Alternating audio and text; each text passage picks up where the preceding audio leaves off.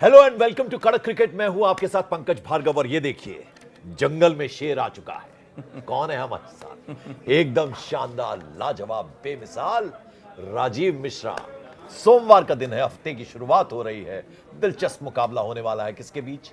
Delhi Capitals ऊपर है table पे और मुकाबला है सनराइजर्स हैदराबाद के साथ, और उनके लिए करो और मरो वाली स्थिति है, क्योंकि यदि वो ये मैच नहीं जीतते हैं तो फिर आउट हैं, फिर सिर्फ खेल खराब करने के लिए बाकी टीमों का रह जाएंगे।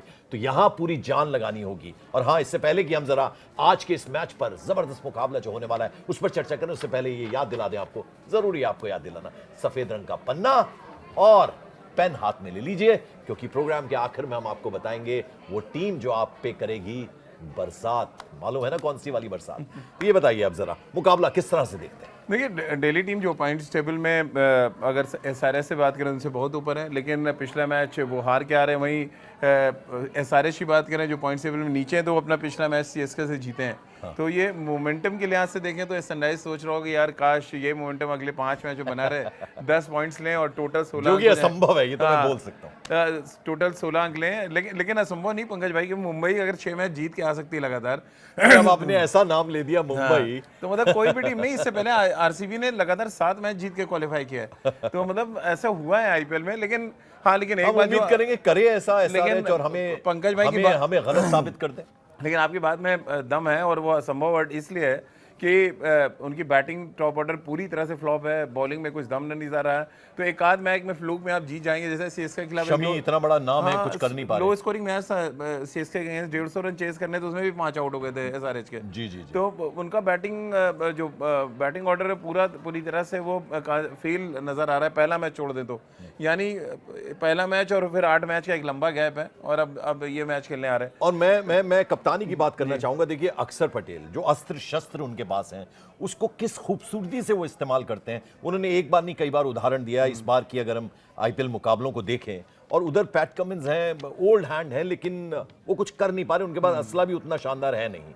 ये मानते हैं आप दोनों कप्तानों का कंपैरिजन? और गुजराती के बारे में क्या कहा जाता है कि बिजनेस सीखना है, लीडरशिप क्वालिटी देखनी है, तो फिर आप गुजराती दिमाग लेके आइए। और मुझे लग रहा है बहुत बड़ा स्टेप उठाया दिल्ली कैपिटल्स ने, जो कप्तान बनाया। हार्दिक पांड्या को भी शामिल कर लिया। हार्दिक पांड्या, बिल्कुल, इसमें कोई शक नहीं। क्या उन्होंने देखिए कमबैक करवाया, जहाँ एक तरफ हम सब मान रहे थे इनिशियली 3-4 मैचेस में कि मुंबई है ही नहीं इस टूर्नामेंट में कहीं। सडनली वो टीम का ग्राफ इतनी तेजी से ऊपर गया कि अब उसके बारे में क्रिकेट एक्सपर्ट्स कह रहे हैं कि इसको, इस टीम को रोकेंगे कैसे आप।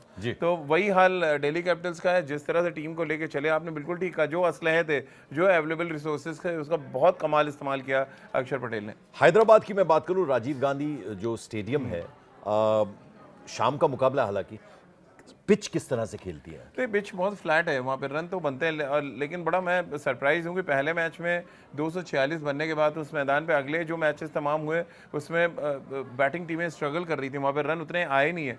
अब मे बी मौसम की वजह से हो, क्योंकि बहुत इनिशियली मैच था, उसके बाद 1 महीना, जैसे जैसे 1.5 महीने हुए मैच, अब टूर्नामेंट आगे बढ़ते हुए पिच थोड़ा ड्राई हो रहा है, थोड़ा रन बनाना मुश्किल हो रहा है। और फिर वही बात आती है जो हम बात करते हैं कि राहुल की या विराट कोहली की, क्या टेस्ट क्रिकेट वाले बल्लेबाज जब T20 खेलेंगे तो वो अपने हिसाब से एडजस्ट कर लेते हैं।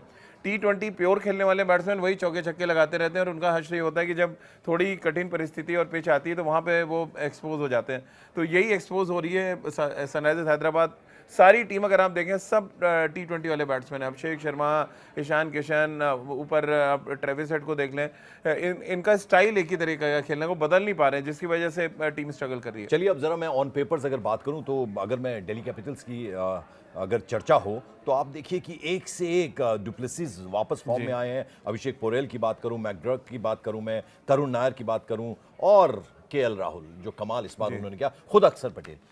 और इनका मुकाबला अगर गेंदबाज घेरने की कोशिश करेंगे तो कौन कौन सा दिलचस्प मुकाबले आपको नजर आते हैं? देखिए, 2 गेंदबाज हैं जो रिसेंटली अच्छे फॉर्म में एसआरएच के लिए कर रहे हैं। जयदेव उनतकट जो शमी की जगह खेले, और दूसरा हर्षल पटेल जिन्होंने 4 विकेट ली चेन्नई सुपर किंग के लिए। तो ये दोनों गेंदबाज अच्छे हैं, और left hand right hand combination भी है बॉलिंग में, तो ये एक बड़ा लीथल अटैक हो सकता है। वहीं दूसरी तरफ left hand right hand combination top of the order Delhi के लिए है। अभिषेक पोरेल और फाडू प्लेसिस जिस तरह की बैटिंग कर रहे हैं दोनों, इनको, और साथ में करुण नायर का नाम भी जोड़ना चाहिए पंकज भाई, क्योंकि जी, जी। पहले मैच में मुंबई इंडियंस के खिलाफ उन्होंने रन तो बनाया 89 रन, अगले 4 मैच उन्होंने जो खेले उसमें रन नहीं आए, डबल फिगर भी नहीं पहुंचे, और वो टीम मैनेजमेंट के लिए वरिंग फैक्टर है उनके लिए भी, क्योंकि एक समय हम लोग देख रहे थे कि वो टीम इंडिया में उनकी जगह बन रही है। अब सडनली एक डाउनफॉल आया है, तो उससे उभरना पड़ेगा करुण नायर को, क्योंकि टीम को उनकी जरूरत है बहुत ज्यादा। और बॉलिंग में भी कोई मुकाबला नहीं, इधर में मिच स्टार्क और कुलदीप यादव, बात खत्म। बिल्कुल सही कह रहे हैं, दो जो गेंदबाज है वो काफी हैं, लेकिन उधर जैसे कि मैं कह रहा हूँ कि वो टीम अनप्रेडिक्टेबल बैटिंग ऑर्डर वाली टीम है। आप देखिए 150 रन पे भी 5 आउट हो जा रहे हैं, और यही वो टीम है जो इस आईपीएल सीजन 18 का सबसे बड़ा स्कोर भी बना चुकी है।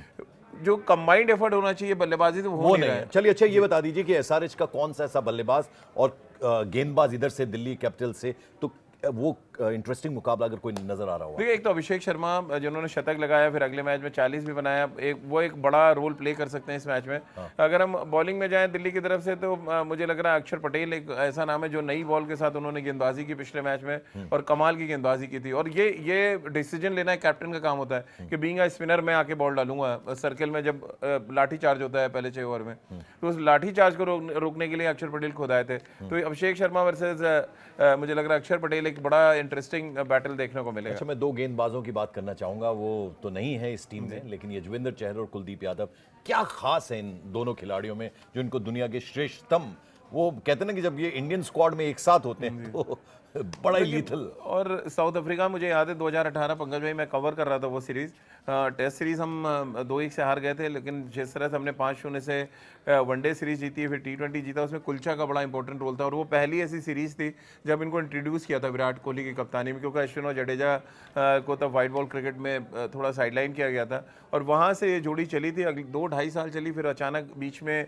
इंजरी की वजह से बाहर हुए, फिर कोविड आया, और फिर वो समीकरण बदला, कप्तान बदला, क्योंकि रोहित कप्तान आए, उनको दोनों रिस्ट स्पिनर चाहिए नहीं थे टीम में, तो कुलदीप यादव पहली चॉइस बन गए, क्योंकि वो मिस्ट्री स्पिनर के तौर पे खेल रहे थे। चहल का अगर आप देखिए 2023 के बाद से वो खेल नहीं पाए, हालांकि बहुत ही कमाल की गेंदबाजी इस आईपीएल सीजन में भी की है। और जो बात क्वालिटी की आप कर रहे हैं, दोनों के पास कंट्रोल जबरदस्त है, आप एक भी फुल टॉस नहीं देखेंगे, एक भी छोटा बॉल नहीं देखेंगे, बैट्समैन को बना के मारना पड़ता है, to the wickets, to the tappa.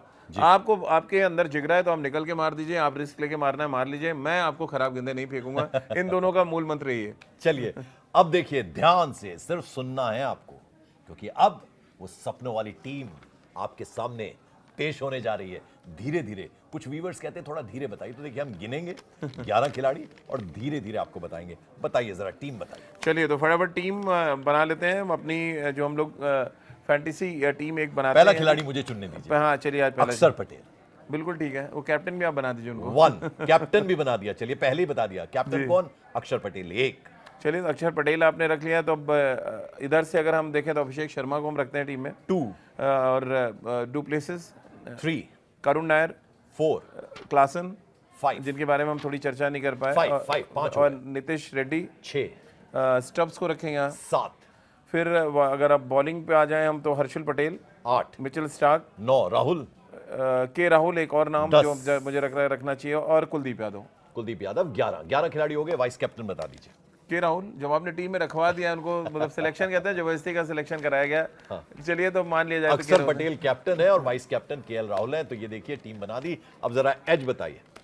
As बहुत टफ है यहाँ पे, क्योंकि टफ इसलिए है क्योंकि हैदराबाद में मुकाबला है, हैदराबाद है, और वो डू एंड डाई सिचुएशन है। डू एंड डाई, हाँ बिल्कुल। एसआरएच जो है जो टीम की थोड़ी अनप्रेडिक्टेबल तो है, और काव्या मारन जो है जो उनका कहते हैं ना, कैमरा एक उन पे रहता है, हाँ। और उनके जो चेहरे पर हाव भाव है बिल्कुल नजर आते हैं। छक्का लगता तो खुशी और आउट होते तो मायूसी। तो ये एसआरएच मैं थोड़ा सा देख रहा हूँ यहाँ पे मैच थोड़ा क्लोज कॉन्टेस्ट है, लेकिन दिल्ली को एज तो है ही है क्योंकि अच्छा क्रिकेट खेल रहे हैं। मुझे ऐसा लगता है एसआरएच जीते। तो एसआरएच जीता तो फिर मजा आएगा इस टूर्नामेंट में, वो थोड़ा एक नया तरीके का एक कॉम्बिनेशन बनना शुरू हो जाएगा। काव्या मारन की टीम सनराइजर्स हैदराबाद, मुझे ऐसा लगता है उसको एज है। आप कह रहे हैं दिल्ली कैपिटल्स, क्योंकि जो अभी तक का उनका परफॉर्मेंस रहा उसके बेसिस पे बोल रहे हैं राजीव। तो देखना होगा राजीव जीतते हैं या मैं जीतता हूं। खैर यहां दिलचस्प होने वाला है मुकाबला शाम 7:30 बजे। आज जरूर देखिए, सोमवार का दिन है, और आनंद उठाइए, लुत्फ उठाइए, हम भी उठाएंगे। यहां हम आपसे ले रहे हैं इजाजत। Thank you so much.